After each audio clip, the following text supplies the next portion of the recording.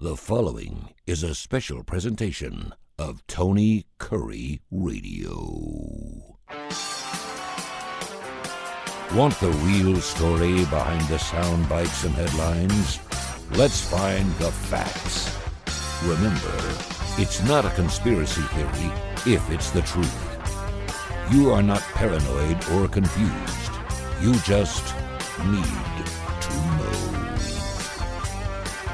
Welcome, everybody. Kip Kiefer with you on another edition of Need to Know. Glad to be with you as we start a brand new week in the month of March. Kind of amazing. We are a couple of weeks into the third month of the year. The wintertime period flying by, and baseball starting in a couple of weeks. The Masters, of course, the first week of April. Lots of great time of year. The NCAA tournament. This is the play-in weekend and championship rounds of conference play. The champions of all those conferences and a bunch of at-large teams will comprise the field that will be announced this coming Sunday afternoon, preceding the beginning of the biggest and most raucous, probably, sporting event over a period of time. The Super Bowl and some others could be argued could be just as big. But the NCAA tournament, with the first two round games on Thursday and Friday, March 17th and 18th, I believe, maybe 18 and 19, but it is a week removed. And those are always some of the most compelling sports programming of the entire year as you watch the smaller conference teams, the Davids, if you will, with their slingshot, trying to slay the Goliaths of the college basketball industry. And I think the gap has gotten a little bit closer together because just seems like some of the smaller schools, smaller conferences have some outstanding players. And every year you see a couple of big giants go down in those first two rounds. It's always compelling. It's always so much fun. Everybody fills out a bracket, and we'll be filling out our brackets this week on the starting lineup coming up. Well, that'll actually be, so we'll be talking about the brackets. We won't have them yet because we air Saturday, and of course the show is on Sunday. So it's going to be a lot of fun. We'll look forward to that, and just give you a heads up that a great time of year is ahead. I was searching for some alternate subjects tonight. I don't want to just harp on politics and the just dysfunctionality of our country right now, but it's just such a major, critically important subject that it really needs to be talked about. So we'll get to that in just a moment. I was traveling all this past week. I went to a couple of very different locations, Columbus, Ohio, for a convention for a couple of days early last week, and then flew down through Atlanta and went on to Savannah, Georgia, which is like a city lost in time. Got in the Uber to transport to the hotel, and the person said, "You come to Savannah often?" I said, "Well, I've been here one time. It was in 1983. That was 41 years ago. I was just barely out of high school. Went down with a couple of guys on St. Patrick's Day, which is the big week. It comes up, of course, this year on March 17th, and it was quite a time. But it's been a long time since I've been to Savannah. So I said, it's been 41 years since I've been here. And he goes, "Well, don't worry. It hasn't changed at all. It's deep South. It is slow moving. It is not a place that a lot of hurry up and wait happens. It's very traditional. The buildings are old South. The trees and the just the surrounding Savannah is a very interesting place. Lots to do there. And something that I did do that you probably would not have expected was we're big fans. I think we've talked about it here on the show, my son and I, of the Las Vegas Golden Knights. He was working in Vegas when they were born.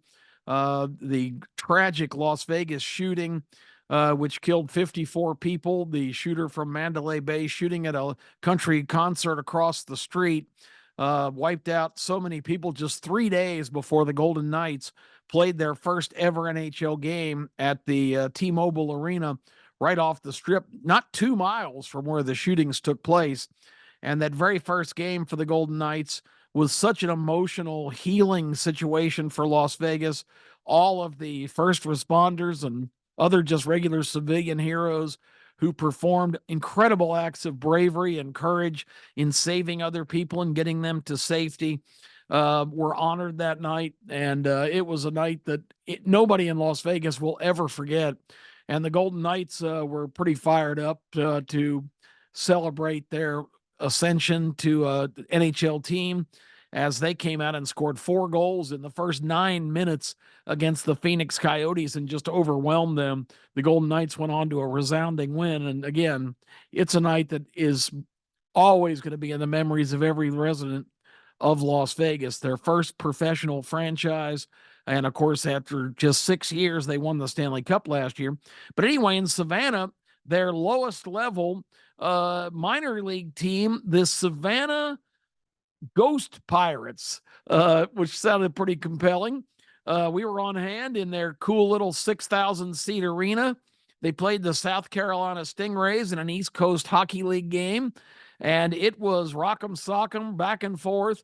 Unfortunately, the Ghost Pirates trailed in that game 3-0 with just 12 minutes left, and the crowd was getting pretty surly as much as they were really supporting their team. And, you know, it's so funny. There's so many little southern cities that have embraced hockey of all things. And I mean, from Louisiana franchises up through South Carolina, down in Florida, in Fort Myers, there's the Florida Everblades, which I think is a really cool name.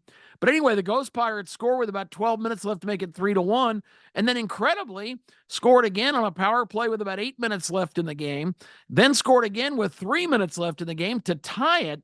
And it was for sure looking like it was going to go to overtime. Not the Golden Knights, that's the parent team. The Ghost Pirates made one last rush into the offensive zone, got a couple of shots, and stuffed in a rebound with 0.7 seconds left in the game. I've been watching hockey for 40 years. I don't think I've ever seen a goal with less than 3 or 4 seconds left, let alone less than 1 second left, to be a game winner. So that was really extraordinary. And of course, a good time was had by all. So that was a fun experience. We also went for the unique merchandising opportunity. The Ghost Pirates merch is pretty cool. And we picked up some shirts and hats and things, and had a big time. So we were in Savannah, and it was just a great time. Now back in Alabama, getting organized here, and let me talk about what happened last Thursday night. I was actually in Savannah watching this. But every year, the President of the United States is invited by the Speaker of the House of Representatives to come and give a report to the, I guess we can call them the Board of Directors. That would be Congress and Senate. The Supreme Court justices are present, seated on the front row. It's a night that is traditional in America.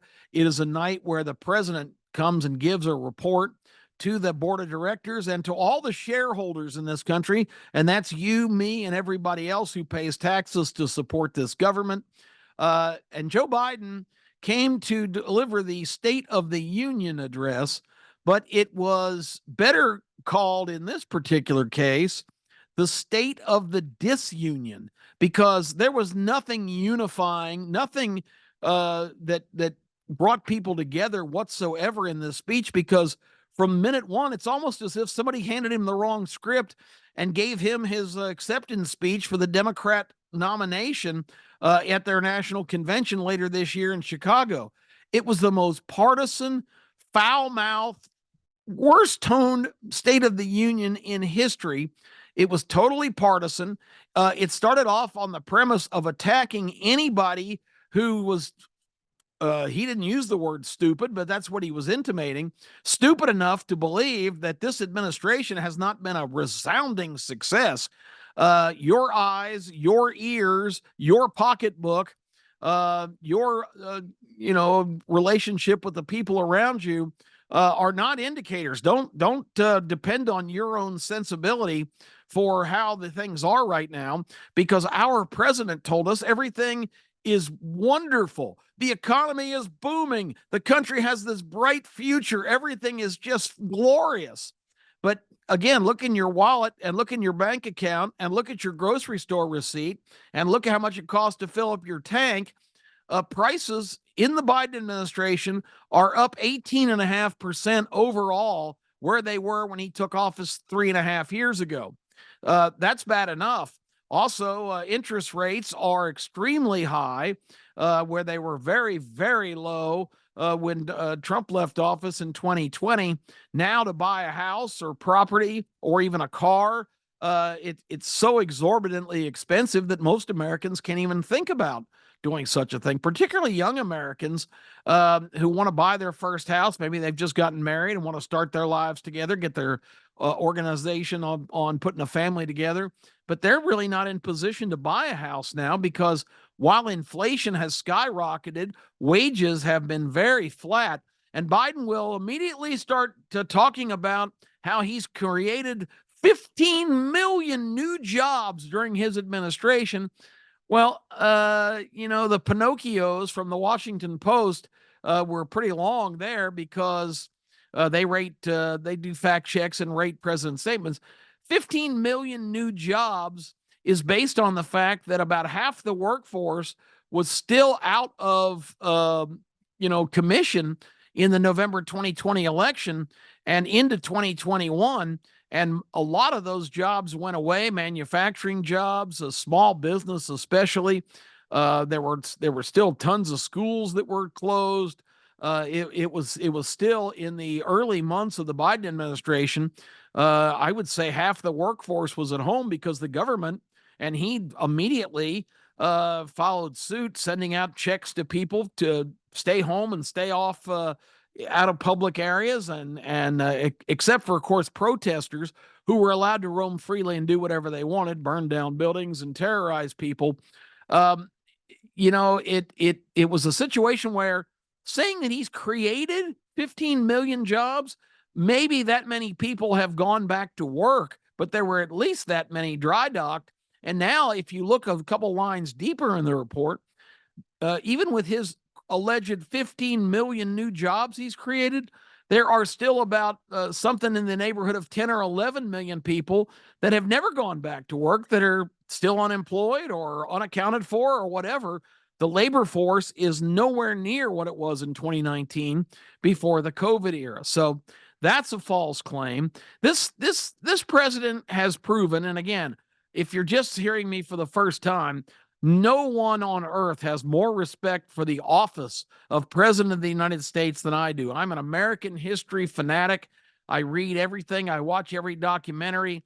I absolutely eat, drink, and sleep American history. And as a kid, we had the Compton's encyclopedias. And one of my favorite things to do when I was sitting around, looking for something to do, is just grab at random an encyclopedia. And by the time I was 9 or 10 years old, I knew every president that had ever served, and most of them pretty much in order. And I would, let's say, for example, just reach in and pull the C edition of the Compton Encyclopedia. Well, I'd immediately say C. Okay, that Grover Cleveland, Calvin Coolidge, Jimmy Carter. Of course, Jimmy came a little after that 9 or 10-year-old time. But anyway, the bottom line is that I would turn and read from the beginning of the article and look at the pictures and look at the timelines of their administrations. I was just all over learning everything I could learn about how a guy rises up from whatever circumstances they come from and becomes president of the United States. It's something that always fascinated me. And so when I preface this statement, because Joe Biden, folks, is absolutely the biggest liar, the most corrupt guy that's ever served in the White House. He is a career politician. He has the audacity to go out there in the State of the Union address. And I don't know what they had him hyped up on, but if you watch him day to day, he mumbles, he stumbles, he's half awake half the time. He was on fire. He came out just completely full of it in front of the House and the Senate and the Supreme Court justices. He right away threw them under the bus, despite the fact they're sitting right in front of him, showing no respect whatsoever for those justices who have reached the highest honor in their profession, immediately trashing the Roe versus Wade case reversal. And again, I stressed this a couple of years ago, but everybody needs to know, once again, the U.S. Supreme Court did not overturn Roe versus Wade. It was not a case where someone sued and the case got all the way to the Supreme Court of the legality of Roe versus Wade. It was a case in Mississippi about abortion, and there was a dispute, and one side, the plaintiff's side, alleged that the Supreme Court decision of 1971 in Roe versus Wade, which ironically was based on another person from Texas in a dispute. But the Supreme Court never ruled that it was a legal situation. They just ruled that there's nothing in the Constitution that would preclude abortion. And the Supreme Court was faced with this Mississippi case of determining if the defense of the allegation of the plaintiff was they had a right under any circumstances for abortion due to the Supreme Court action. And the court ruled in favor of the state of Mississippi in that case. And the reason they did was because they could find no legality constitutionally that would permit abortion. So what they basically did, they didn't outlaw it. Now you're hearing leftist commentators saying, well, when the Supreme Court made the audacious decision to overturn Roe versus Wade, Roe versus Wade was a victim in terms of its status by that case, but by bringing that case to the Supreme Court, it did turn everything upside down. But it didn't abolish abortion. It just said there's no federal law now, and there never was an official federal law. The court basically said, we're not going to prevent you from doing it because there's no language that says you can't. This court said, well, there's no language that says you can, so you can't use a federal guideline as the arbiter of this case. So bottom line is it got returned to each state, and each state is now is empowered to determine their own individual abortion policies. And it's so far, of course, fallen pretty much on party lines. States with that would be considered red or predominantly Republican have tended to not permit it, Ohio being the exception. Ohio's been voting Republican straight through. But the blue states, of course, have even passed more liberal guidelines than were in place before. The bottom line, it's back where it should be, in the hands of the states. The federal government was never intended to be what this group right now, this administration, all these bureaus, departments, agencies, all the regulations, all the taxation, all the things they're doing, that was never intended to be the role of the federal government. The federal government was basically conceived, and this is ironic, to protect the territorial integrity of the borders of the country. Well, that's not exactly a resounding success by Joe Biden. Success. People say, well, his border policy obviously is a failure. He doesn't have a border policy. His border policy is bring them in. Come on down. He should be Bob Barker in the White House. Come on down. The border's wide open. Come on in. We're going to even hook you up in sanctuary cities, fly you all over the country for free, give you cell phones, give you $10,000 loaded debit cards. And lower income Americans are saying, well, wait a minute, what is going on here? We're handing out all this stuff to these people that just crash our borders and don't even belong here, not to mention the heinous crimes and things. How about Joe Biden getting Laken Riley's name wrong, the victim of murder in Athens, Georgia, a couple weeks ago at the hands of a Venezuelan illegal, and Biden used the word illegal and is getting all kinds of what for it. But although he never really has said anything conciliatory about Laken Riley's brutal murder, but he's apologizing now for calling the guy who did it an illegal instead of an undocumented citizen. he's, I know what he needs to be called, a dirty, filthy murderer, and he should face the ultimate penalty. But anyway, that's just a sidebar. But protecting the integrity of the borders, and also, providing a federal government structure that is based on three branches of government. We're going to get back to basic civics here: the executive, the legislative, and the judicial. And all three of those work in concert with one another to be a check and balance. The founders, though, tried everything they could think of to try and keep this nightmare scenario that we have now, where one party has been in power long enough and has controlled Congress enough and the White House, where they have been able to put a lot of pieces in place where people that are not even elected, these bureaus and agencies who write all these restrictive regulations and inhibit business and cost Americans so much of their opportunity to succeed. Gas prices is a great example. Biden, of course, immediately shut off the pipelines, took away all of the production of oil in the United States, and by those actions drove up prices considerably and took away, at the end of the Trump administration, America was becoming a huge exporter, completely energy independent for the first time, but under the guise of this absurd climate change myth, which is just another vehicle to use to get control of the government and to shake people up with all these dire, declarations of the biggest threat to people on Earth is the existential crisis of climate change. Well, I say it all the time. This planet's been here for 4.5 billion years. If there's climate change, it is triggered by the planet. The planet evolves, the planet survives, the planet does what it needs to do.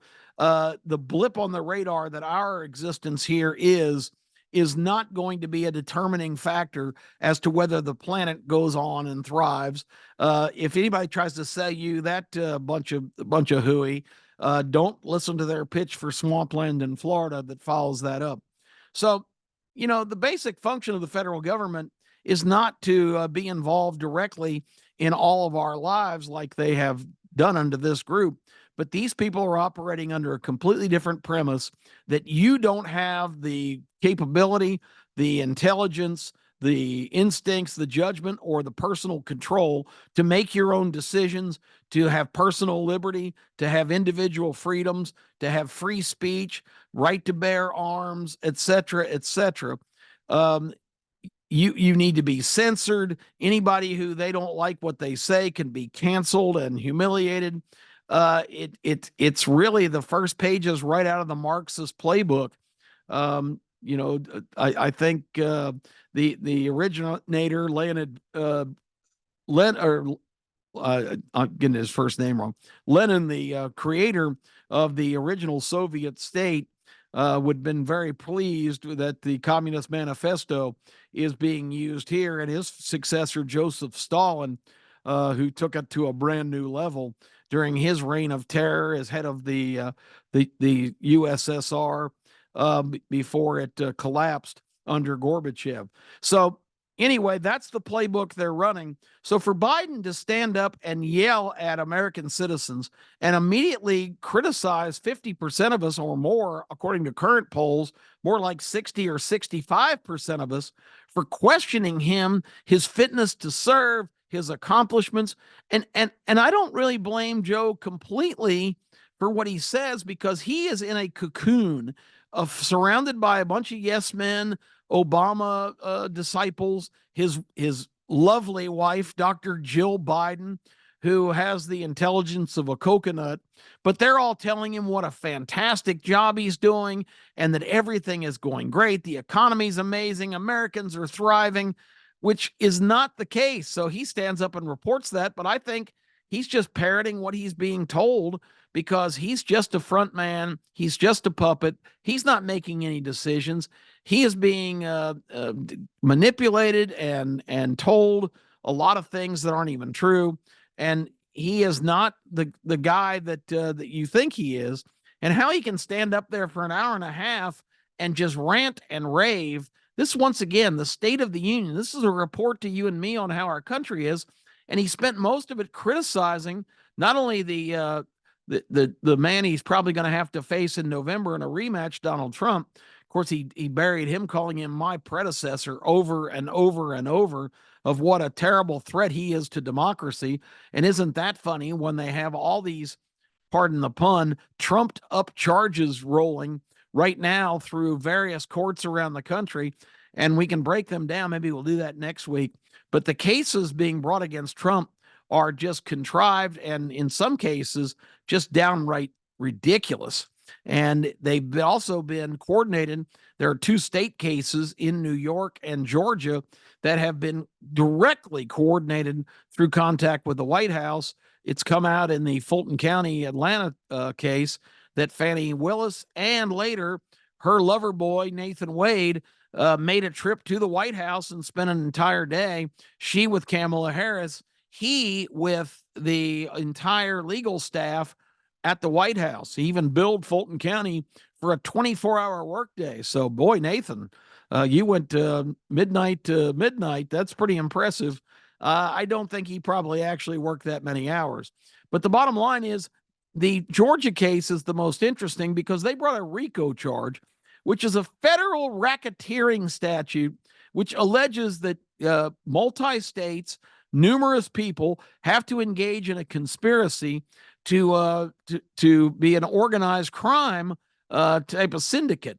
And the RICO Act was, again, created to go after the families that were controlling organized crime in this country, to charge a former president with a racketeering charge because he questioned the election results. That is a weak sauce case. It's ridiculous. It's being tried by a Fulton County prosecutor and her special prosecutor, who just turned out to be her boyfriend. They lied their ass off in their hearing recently. There's all kinds of evidence that they were together several years before this all came up. And she picked Nathan Wade to prosecute a RICO racketeering case, despite the fact that his background is in family law, which basically are custody disputes and divorce, and of course, personal injury. So you've got a divorce court lawyer who chases ambulances on the side, trying a federal racketeering court case. And it's a racketeering case that emanates out of Fulton County, Georgia. It absolutely makes no sense. It's ridiculous. And that's enough to touch on one of the absurd cases. We talked about last week the documents case in Miami, where Trump was stubborn about turning over documents because that's just who Trump is. He has, as a former president, knows that he has every right to possess documents. And yet when they demanded to have some of them back, he really kind of shut them down. And if he just cooperated, I don't know why he took the stand he did, but that's just Donald Trump. I don't make excuses for him. I'm not a Trump lover. I do like what he did in his first 3 years in office. Everything was in a lot better shape. The economy was better. The unemployment was next to nothing. And he had the situation on foreign shores in the best shape we've had in a number of years, until this guy comes in and on the first 3 days, has 90 some odd executive orders to basically take away everything Trump had built during his administration that was working really well, particularly at the border. I also liked in the State of the Disunion by Joe Biden, him ranting and raving. It's about time that individuals and corporations start paying their fair share. It's ridiculous. These people are getting away with murder. They're not having to pay hardly any tax, and they're making millions and billions of dollars.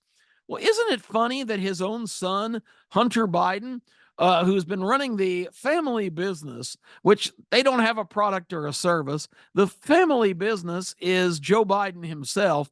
Influence, Joe Biden getting involved, Joe Biden at the time a vice president. Even before that, his brother was marketing him when he was a senator for foreign adversaries: China, Iran, Russia, Ukraine. All of these countries, Kazakhstan, a lot of Romania, a lot of countries that are not exactly our big pals were kicking in millions of dollars to the Biden family. How much taxes do you suppose the Bidens paid on all that illicit money that the Senate, the House committee has the evidence of the bank records. It has the transfers. It has all of the shell company accounts set up at 20 some odd banks around the country. And what about Hunter himself? Hunter Biden did not even file taxes for the years that he was on the board at Burisma, the big oil company, energy company in Ukraine. Now, why was he on the board? Gosh, I don't know. He even said in an interview on ABC, well, it might have been because my last name was Biden, but he did not. He was making over $1 million a year to attend an occasional board meeting and stay in a 5-star hotel. And he did not file tax returns in those years. And now the statute, and he was charged way back when, the person being investigated. Well, they just kind of slow walk that and let those charges pass because it's a 7-year statute of limitations, and that was 2015 and 2016. So as soon as 2018 rolled around and nothing had happened, I'm sorry, 2016. He's off the hook for those years, but now he has been officially charged with not paying his taxes or dramatically underreporting income. That case is being brought by the Biden administration Justice Department because they have an independent counselor who tried to finagle the sweetheart deal that would have made all that go away, but got called out by the judge, and now to save face has gone ahead and charged Hunter Biden on a gun violation. He was not allowed to buy a gun as a drug addict, and all these tax charges, like 3 or 4 years, totaling tax evasion of almost $2 million that he was supposed to pay to the government. So you got Joe Biden up there railing at Americans and corporate people and people that have done very well that they have to pay their fair share, when he and his son and his brother have been raking in millions of dollars over the last 30 years and not paying a dime. And this is something you may not realize. Even if it's a criminal enterprise that is making your money, the IRS, says, well, we don't care how you make your money, but whatever money you make, you've got to report and you've got to pay tax on it. I learned this a long time ago. My dad at one time dabbled in the, let's just call it the sports brokering business, where he had some regular customers who would call up and he would take their action. And he showed me once in the tax booklet, because I think he had 1 or 2 decent years, but he showed me in the tax booklet, there was a code for bookmaking in the back of the IRS form. So, and then if you look through there, you'll see other ones like embezzlement. If you steal a bunch of money from your company, you're still responsible for reporting that because they want their cut. And the federal government could care less if you're committing crimes as long as you're giving them a share of it. Any kind of charges on those crimes is usually a local situation. So the audacity for him to stand up and rant and rave at corporations and millionaires that they're not paying their fair share when they basically pay over 90% of the total tax bill every year. It just goes to show you once again the America that these people envision, and it's not the America that you and I grew up in, and it's not the America that our forefathers tried to create, where everybody has the right for the pursuit of life, liberty, and happiness. So anyway, that speech, again, supposed to be the State of the Union, supposed to be a unifying situation where our president comes out and tells us where our country is and his vision for where it's going. It was a 1 and 7 minute rant and rave political hack job.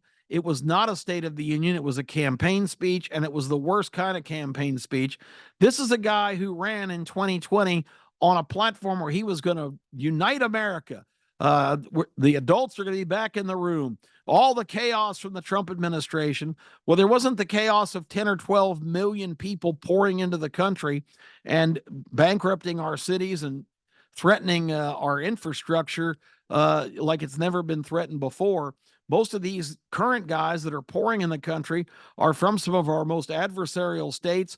They're young military age 20-somethings. What are they doing here?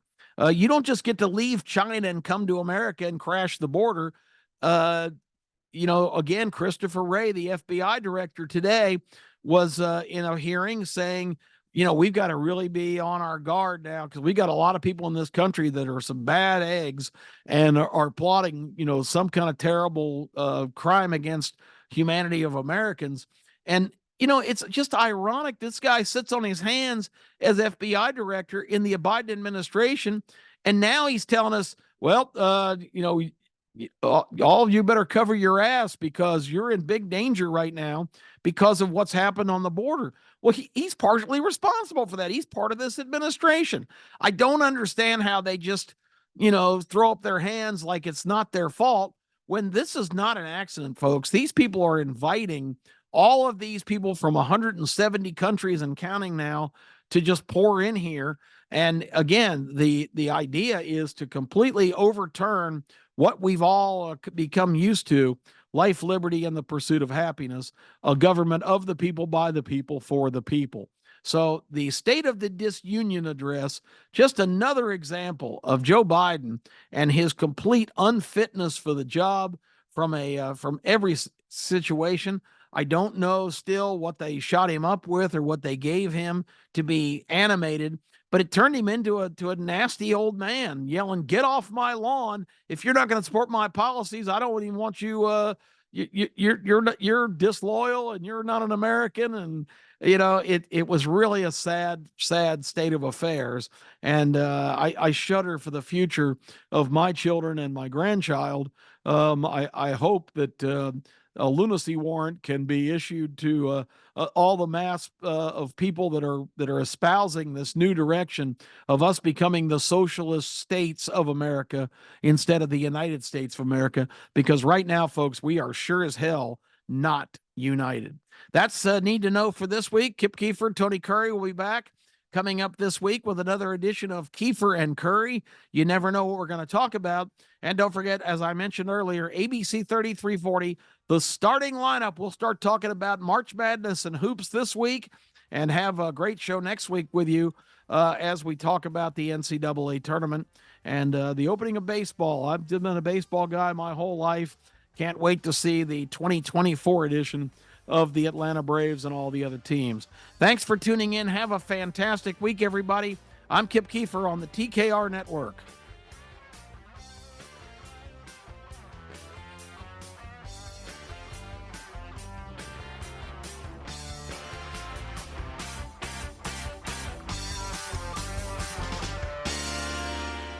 This has been a special presentation of Tony Kurre Radio.